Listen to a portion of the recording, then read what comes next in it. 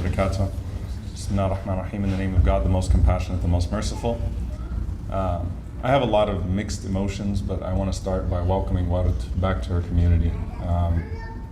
The joy that we have seeing you here, the joy that we have seeing you together, it's hard to put into words what it feels like to see someone in a jumpsuit and then to see them back in quote-unquote normal life, because here in the United States we've accustomed ourselves to driving past ICE detention facilities that are situated like the one on Stemmons Freeway between Walmarts and restaurants, and thinking that this is completely normal, that there are a bunch of human beings that are stacked up, numbered, shackled, that don't have access to basic legal rights because they are quote-unquote illegal.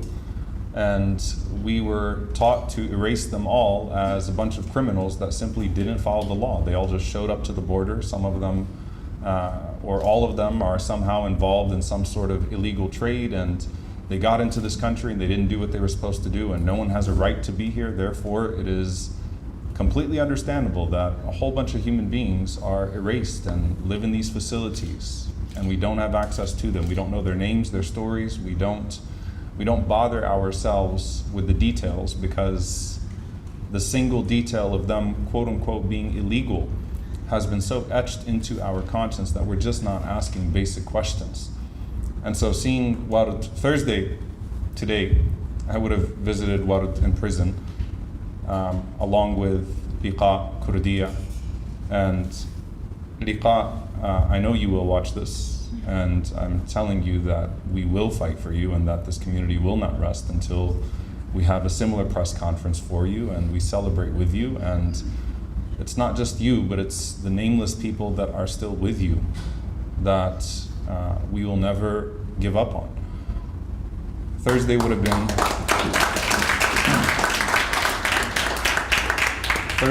the day. There's so many details that Ward did not share about the dehumanizing experience of prison. I hope she writes that book, and that book better be 400 pages long, because the first time I met her, she was in an orange jumpsuit, and the first hour of our visit, she just went through those grueling details of everything that she had been put through, the things that we don't even think about. What is it like for a woman to be transported from place to place? What do they put her in? How many people are stacked onto each other in a van? Are they allowed the basic liberty to use the bathroom or to eat food along the way, or to break their fast without someone sitting on a toilet? You know, isn't this a country that prides itself on religious freedom? Breaking your fast with someone sitting on a toilet right next to you, and you don't even know what the food is that's been provided for you, asking basic questions and having ICE agents just shrug at you and tell you, I don't know. How many times were you told, I don't know what? Every day, I don't know. There it is, I don't know. She has humor, by the way, and every other prisoner is missing her right now, because she brought that humor to the ICE detention center. I don't know, I don't know. No questions asked will be answered, and we're supposed to not ask questions about them. I was telling Tahir just something so simple. You're not allowed to have books in prison with a hardcover, because apparently that's a potential weapon. And so when I had to take books to them, I got to tear the covers off and hand them to Ward and to Liqa and to others. So on Tuesday, I had torn up a bunch of books, and then Tahir texted me and said, she's getting out tonight. And I was like, you could have told me before I tore up all these books, to take to her. But that's just the simple, the simple things we just don't take into consideration here about the lives of these human beings behind prison bars.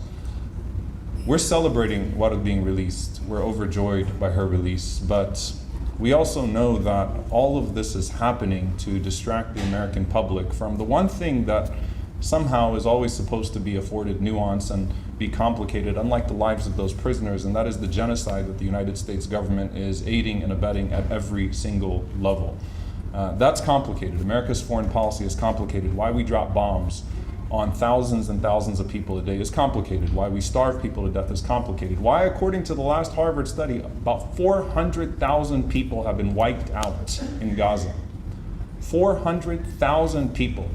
Take 9/11, multiply that by however many times you want to, And imagine that happening in just 600 days. 400,000 people starved and slaughtered. 70% of Israel's arsenal is American funded and sent. American bombs are dropping by our tax dollars on innocent human beings. And that's why people are being incarcerated, because they're either Palestinian or they dare to speak for the Palestinian people. And this is meant to distract us and to intimidate us and to shock our system so that we don't advocate for that anymore. But as you've seen, Mahmoud Khalil is out, and Mahmoud Khalil went to a protest the very next day. Ward is out, Liqa will be out, all of them will be out inshallah, and they will continue to raise their voices, because this is not a cause that you sleep on and you just move on from.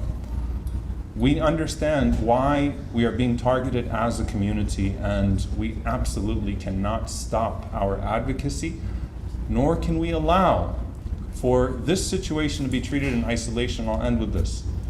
We say that for every story that you hear, there are 1,000 that you don't hear. There are many wards in prison.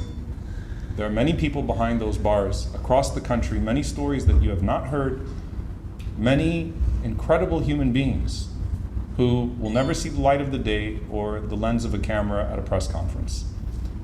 Likewise, when a story breaks through of those who are suffering under the genocide in Gaza, there are thousands of people buried under the rubble who we will see charred, burnt to pieces, carried in bags, human flesh, whose stories we will never know.